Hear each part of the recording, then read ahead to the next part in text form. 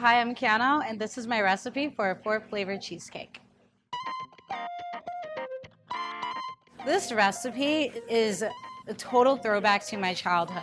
Back in elementary school, we had these magazines where you could order Christmas gifts for people, and they had this 4-flavored cheesecake where it was 4 individual cheesecakes cut up into quarters, but all put onto one piece of cardboard. And I figured I could probably try to make it all in one pan.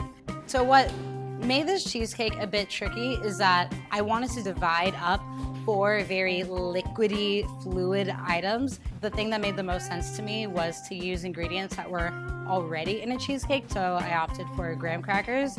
So once I got through the structural part of the recipe, the next challenge was the 4 flavors. Cheesecakes are really fun because you can flavor them with whatever you want, but each different flavoring component has its own chemistry. So each cheesecake batter ended up having its own texture and consistency. So I had to play around with every single flavor to make sure, one, it tasted really good, because end of day, it doesn't matter what a dessert looks like. If it does not taste good, it doesn't really matter. And then also that it was thick enough where once I put it in its corner, it didn't budge, it stayed put, but was still like nice and creamy once it was all set. When it came to choosing flavors, the #1 obvious one was chocolate.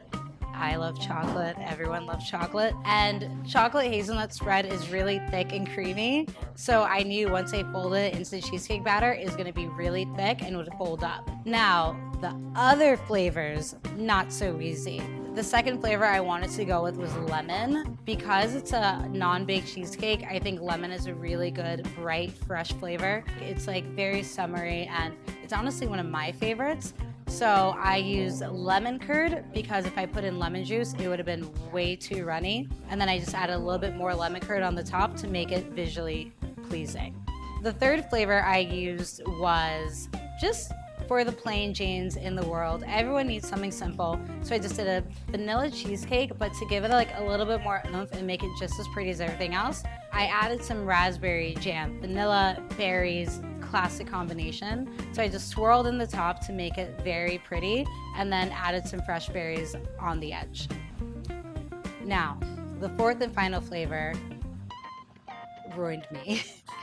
The 4th and final flavor was meant to be caramel, but the consistency of that varied so much between every product I used.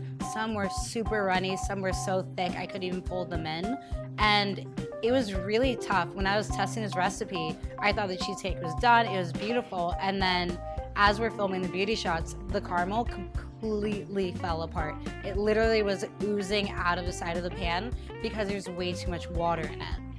But our lovely friends in Brazil have created a great food product called dulce de leche, which has a very similar taste to caramel, but is so smooth and thick. So once I figured to use that, it was smooth sailing from there, and all the flavors were good to go. I wanted people to have the option of having that like prized double flavor slice of cheesecake, where you cut a 1/4 inch of what's on the left and 1/4 on the right, and you have like a 2-for-1 special.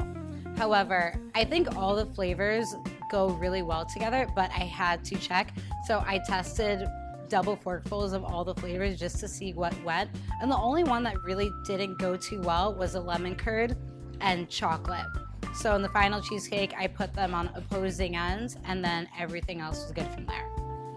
The most struggling part about developing this recipe was to make it simple. I wanted to be like very all levels friendly. It's easy to make things complicated. It's difficult to make them simple. It's my philosophy of recipe development. This video didn't take long at all to do. Took like a day.